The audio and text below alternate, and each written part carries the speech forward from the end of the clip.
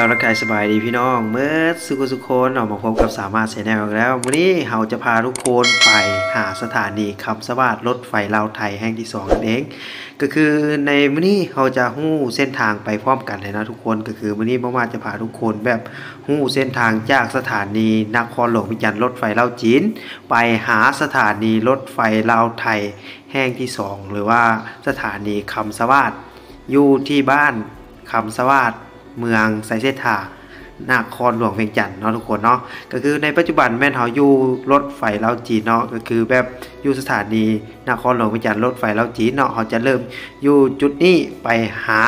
สถานีคำสวัสดิ์รถไฟลาวไทยแห่งที่2นั่นเองวันที่ตั้งของสถานีนครหลวงเวียงจันทน์รถไฟลาวจีนเนาะก็จะอยู่บ้านไซเมืองไซธานีนครหลวงเวียงจันทน์แต่ในปัจจุบันแม่นเฮากำลังออกจากสถานีนครหลวงเวียงจันทน์รถไฟลาวจีนไปหาสถานีคำสวัสดิ์ซึ่งเป็นสถานีรถไฟลาวไทยแห่งที่2นั่นเองก็คือจากสถานีท่านาแร่งเนาะก็จะเป็นสถานีลาวไทยที่1แล้วก็แยกเข้ามาเป็นสถานีรถไฟลาวไทยแห่งที่2ก็จะเป็นสถานีคำสวัสดิ์นั่นเองอยู่บ้านคำสวัสดิ์เมืองไซเซธานครหลวงเวียงจันทน์เนาะทุกคนเนาะก็ถือว่าจะข้ามอยู่2เมืองเนาะที่เราจะผ่านไปนี้ก็จะเป็นเมืองไซธานีไปหาเมืองไซเซธานั่นเองนะทุกคนแต่ระยะการเส้นทางที่เราขี่ออกมาเนาะทุกคนก็คือในระหว่างเส้นทางรถไฟลาวจีนเนาะที่เข้าไปหาสถานีนครหลวงเวียงจันทน์นั้นเพิ่นก็มีการก่อสร้างเนาะก็คือจะเป็นก่อสร้างห้องระบายน้ำนั่นเองนะทุกคนอยู่ทางข้างเนาะเพื่อต้อนรับฤดูฝนนั่นเองนะหรือว่าแม่นเนาะถ้ามีฤดูฝนขึ้นมามันก็ต้องมีน้ำท่วมมีอย่างมานะมันก็จะระบายบ่ทันแต่เพิ่นจะเกี่ยมตัวนี้ไว้เนาะก็คือเพิ่นจะสร้างแบบ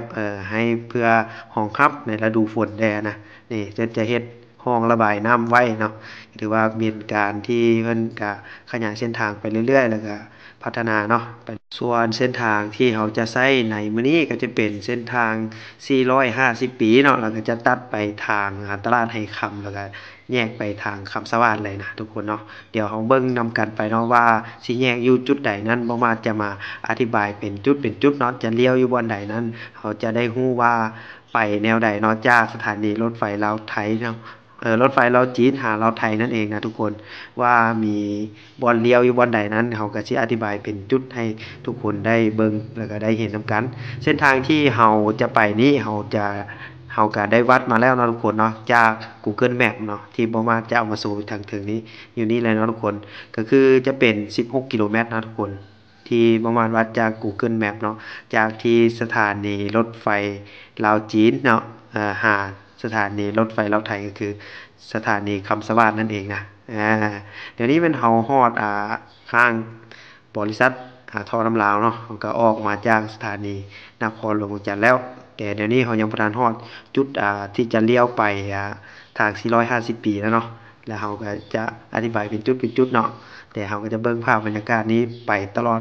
ฮอดเส้นทางเลยเนาะทุกคนว่าเราจะบ่ได้ข้ามตอนไปทางใดเนาะมีจุดเลี้ยวอยู่ไสแม่นเราจะอธิบายว่าแม่นจุดที่จะเลี้ยวไปทางใดนั่นเองนะ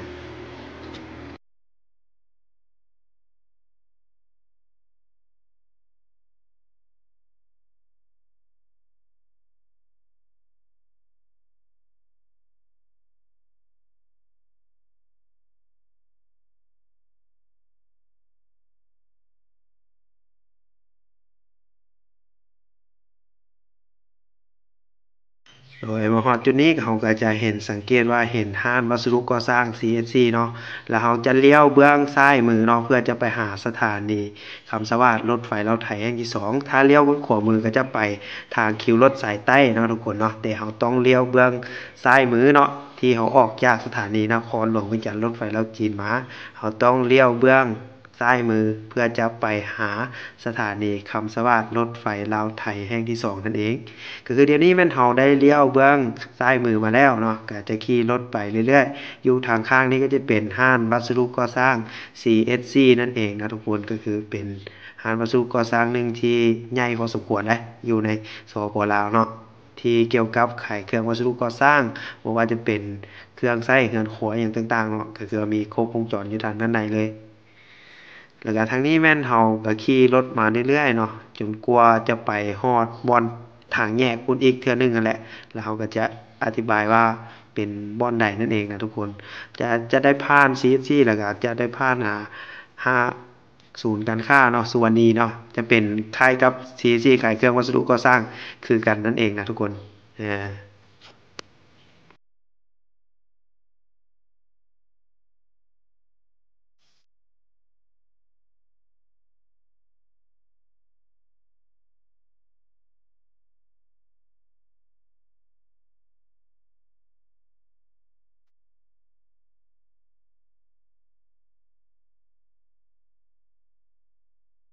โดยมาฮอดจุดนี้ก็จะเป็นจุดที่เป็นห้านวัสดุก่อสร้างเนาะจะเป็นห้าน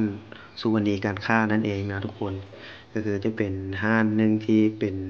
ห้านบิ๊กๆใหญ่ๆเกี่ยวกับห้านวัสดุก่อสร้างนั่นแหละอยู่ในสปปลาวเลยเนาะทุกคนเนาะ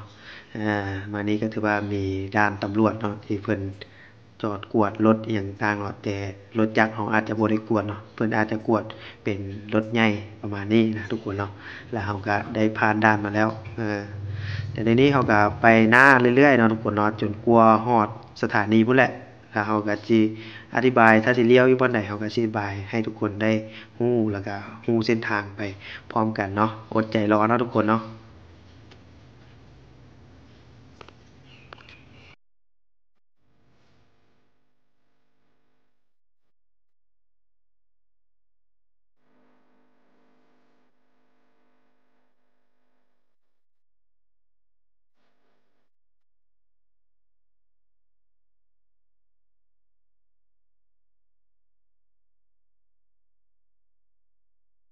มาฮอดจุดนี้เราควรก็จะมีไฟแดงเป็นไฟแดงที่1เนาะที่จะเอาขี่รถออกมาจากสถานีนครหลวงเวียงจันทน์มาแล้วเลี้ยวเบื้อง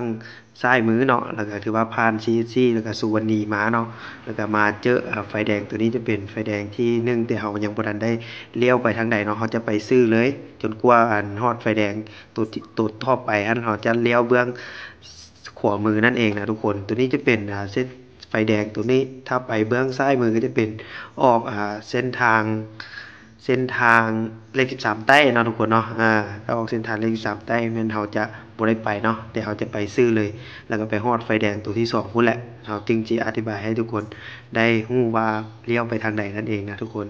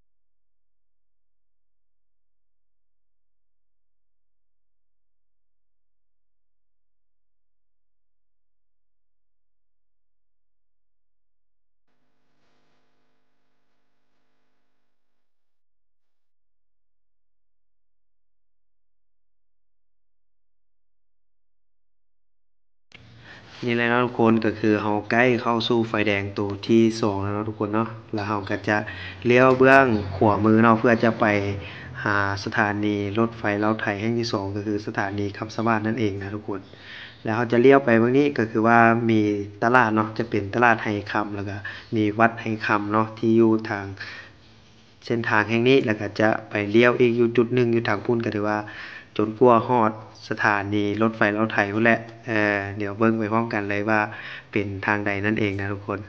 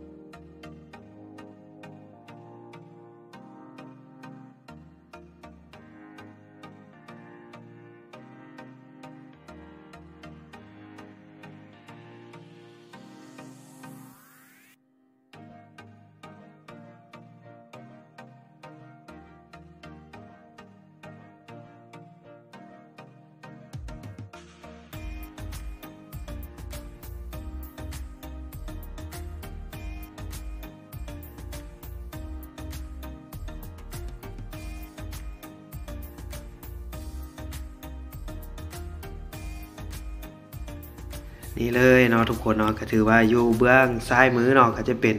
ตลาดขายส่งขายย่อยเนาะจะเป็นตลาดตลาดสดเนาะตลาดไหคำนั่นเองนะทุกคนก็คือเขาจะผ่านตลาดไหคำไปแล้วก็จะไปซื้อๆเนาะจนกลัวฮอดไฟโมเมนต์ไฟแดงเนาะมีทางแยกอยู่ทางหน้านั่นแต่เขาจะเลี้ยวเบื้องขวามือนั่นเองนะทุกคนทางนี้เลยนี่ทางนี้จะเป็นมีทางแยกเข้าไปทางวัดไหคำพร้อมเนาะอยู่ทางนี้อยู่ทางเบื้องซ้ายมือนี่นะทุกคนเนาะที่เขากายมาแล้วเนาะเดี๋ยวเขาจะไปซื่อๆแล้วก็มีทางอยู่ทางหน้าฮะเนาะทุกคนเนาะแล้วก็เลี้ยวเบื้องขวามือแล้วก็ถือว่าไปจนฮอดอันนั้นเราบ่เลี้ยวทางใดแล้วก็ถือว่าไปแล้วก็จะฮอดสถานีคำสะบาดรถไฟลาวไทยเลยนะทุกคนว่าเป็นแนวใดเนาะก็คือรถไฟลาวไทยเพิ่นก็มีการก่อสร้างอย่างต่อเนื่องเนาะก็ถือว่าใกล้จะสำเร็จแล้วนะทุกคนก็คือจะได้ใช้งานแล้วนะทุกคนเนาะแต่ยังบ่ทันได้เปิดเป็นทางการเทื่อแล้วเราก็ยังสิรอท่าว่าเป็นมื้อใดกันแท้ที่เพิ่นจะให้เปิดใช้บริการนั่นเองนะ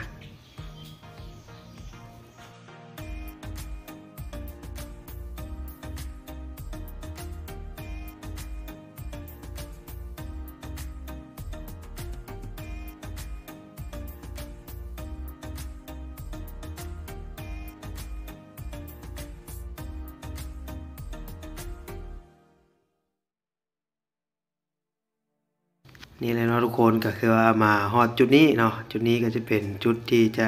เลี้ยวไปอีกแล้วเนาะทุกคนเนาะก็คือเราจะเลี้ยวเบื้องขวามือเนาะเพื่อจะไปหาสถานีนั่นเองให้ทุกคนสังเกตเบื้องดีๆเด้อนี่จะเลี้ยวตัวนี้เนาะเลี้ยวไปตัวนี้แล้วก็ขี่ไปซื่อๆเนาะขี่ไปซื่อๆถ้าฮอดจุดทางพุทธแล้วก็ประมาณก็สิว่าแม่นจุดใดนั่นเองแล้วกันแป๊บเดียวเนาะก็คือว่าโบได้ดนใช้เวลาดนปานใดเนาะเดี๋ยวขี่ไปซื่อๆนี่เลยบ่ต้องเลี้ยวอย่างเนาะ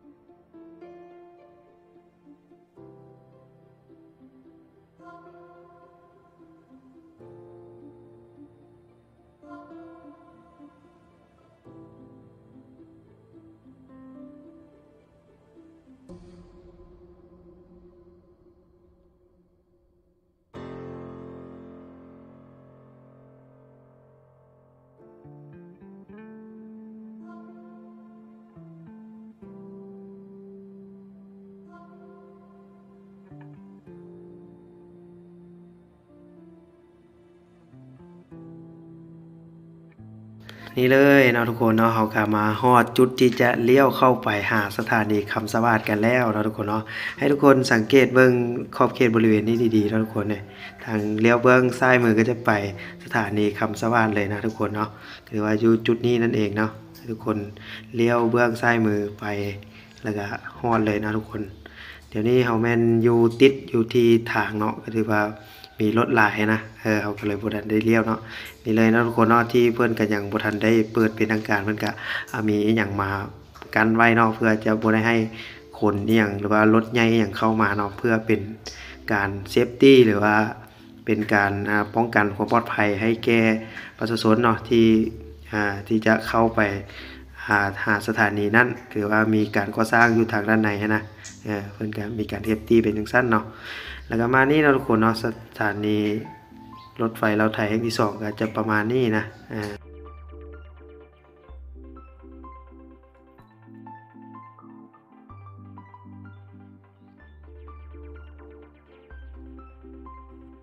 นี่เลยเนาะทุกคนเนาะก็ถือว่าฮอดแล้วเนาะทุกคนเนาะก็คืออยู่ทางหน้านี้นะทุกคนเนาะเห็นแววๆอยู่ทางหน้านี้แล้วนะทุกคนก็คือเป็นสถานีคำสวัสดิ์อยู่บ้านคำสวัสดิ์เมืองไสเสถานครหลวงเวียงจันทน์เนาะทุกคนเนาะถ้ามีการสร้างสำเร็จเนาะก็ถือว่าเป็นจุดหนึ่งก็ถือว่าเป็นสถานที่ที่ขนส่งสินค้าแล้วก็ส่งผู้โดยสารเนาะจากฝั่งไทยมาหาล